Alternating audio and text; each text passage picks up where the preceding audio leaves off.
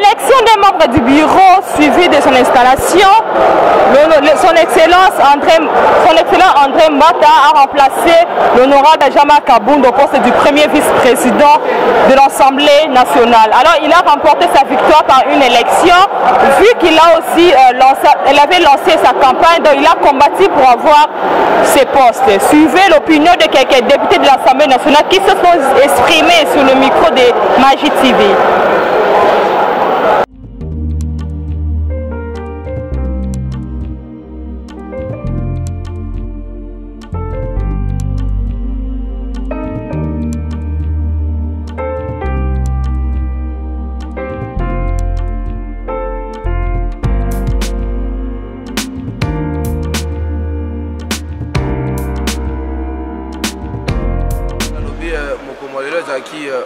qui vote élection kakate mais quand c'est qui vote d'approbation parce que tout le monde opposition majorité va s'engager autour ya moto va bengi mbata c'est-à-dire que moto va contester compétence na été avant d'une sika oza conformément profil na et l'autre c'est au-delà de l'élection biso toujours c'est la mosala toujours c'est la qualité mosala toujours c'est la redynamisation de l'activité parlementaire voilà leur population c'est là donc ça a mis à formalité et c'est qui tout ça la porte combler tout et puis moto te trouver c'est une personnalité consensuelle et je crois qu'il n'y a pas eu d'accord qui est quoi élection tu me dis forme à plébiscite et puis tu forme à vote d'adhésion c'est-à-dire que batu bandimine bo moto to tchewana mais il a maintenant une grande responsabilité ce n'est pas un privilège pour lui c'est une grande responsabilité il doit répondre d'abord aux attentes de la population mais également aux attentes des députés nationaux dans la production des normes de qualité mais également dans le contrôle parlementaire voilà. Merci beaucoup. Na olobake toponi mutumoko wa mayele. Mutumoko wa mayele ezaki bitumba tobunda depuis kala pour makambo changer batwa bien muto aza mayele a diriger biso pour mboka na biso ekende bien. Boyoki ndenga lobi ye moko alobi ke aba babando pona bilongi. Pona kotinda batu na mission mais ye akosala bongo te. Ako faire bénéficier député nyonso akende na mission. Aza la député à majorité, aza la député ya opposition. Peto sepeli makasi ne tomoni ba député à opposition, bon mon la bino moko baza ebele ba contribuer pe pour azwa 400 voix wan. Et ça isengo makasi pour la vision. Merci. Il y a eu la tenance dans ce pays. Le prof Mbata a beaucoup contribué. Il a mis assez son énergie pour qu'aujourd'hui on vive cette démocratie dont on vient de vivre. Donc c'est un sentiment de joie. Vous avez même les scores. Autant de voix, lui-même il a dit que personne n'a eu dans cet hémicycle. Donc c'est un intellectuel très organique. Il est très engagé dans son combat. Je crois qu'il va mener un plus au sein du bureau. Et nous voulons que dans le débat, il y ait un débat scientifique.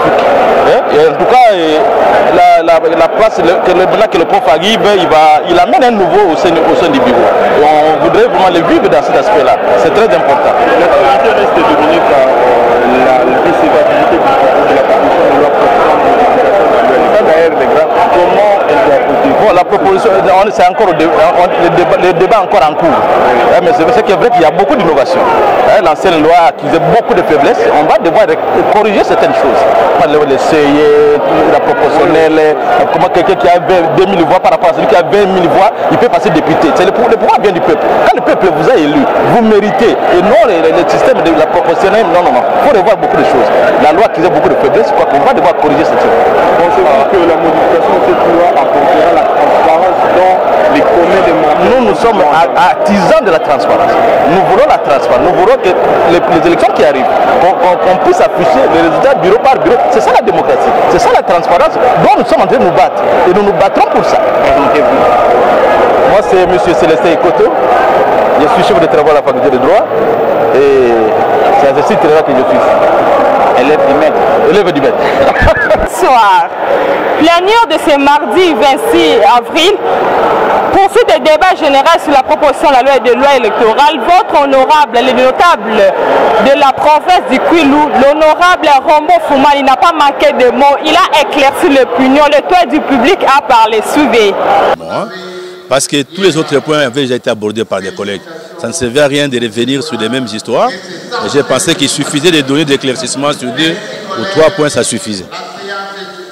Je me suis attardé sur l'élection des gouverneurs et des vice-gouverneurs. Parce que la loi propose qu'ils soient parrainés par les députés provinciaux. Mais c'est impossible. Nous poursuivons l'éradication de la corruption, mais ce système-là instaure la corruption au finish. Je propose plutôt que les gouverneurs soient proposés par un parti politique ou un groupement politique qui a une représentation au niveau de l'Assemblée nationale. Comment un candidat indépendant qui n'a pas de député dans une assemblée peut prétendre être élu? Par qui? En dehors de la corruption. Donc ce qu'ils ont proposé là ne tient pas la route.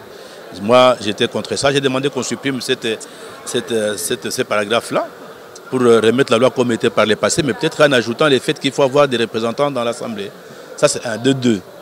J'ai parlé de l'élection partielle organisée au cas où un député devenait indisponible et que ses suppléants aussi devenaient indisponibles. La loi proposée par les amis des G13 dit qu'il faut organiser une élection partielle dans la circonscription. Mais non, organiser l'élection partielle dans la circonscription veut dire lancer carrément une élection, lancer tous les processus.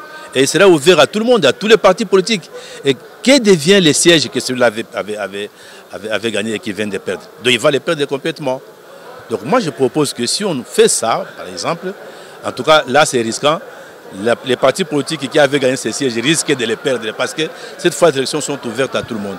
Je propose plutôt que dans les cas d'espèce, qu'on demande aux regroupements politiques ou bien aux partis politiques d'où est issu les députés indisponibles, de désigner quelqu'un sur leur liste ou dans leur parti politique, ils prendront un politicien qui est dedans, parce que le politicien n'est pas nécessairement à l'Assemblée, et ils les désigneront librement et proposeront à l'Assemblée. Ça, c'est ma proposition. Je verrai comment les amis vont l'analyser, etc. Mais le troisième point, c'était ça, ce n'est pas dans la proposition de loi, ça, c'est dans la loi actuelle. Donc, je ne sais pas si je me rappelle très bien de l'article, je crois que c'est l'article 9, point 6, où on donne des conditions d'éligibilité et on dit, parmi les conditions d'éligibilité, avoir un niveau d'études requis, ça c'est tout à fait normal, c'est ce qui est exigé à tout le monde, mais aussi avoir une expérience avérée dans un des domaines politiques, économiques et puis socio-culturels. Mais je trouve ambigu, socio-culturel, ça veut dire quoi? Dans mon village, il y a un danseur que je connais, hein. Ça fait des années, c'est lui qui fait la danse, c'est lui qui forme tout le monde là-bas. Et puis il a une expérience dans les domaines socio-culturels. Et pourtant, le type n'a même jamais terminé l'école primaire.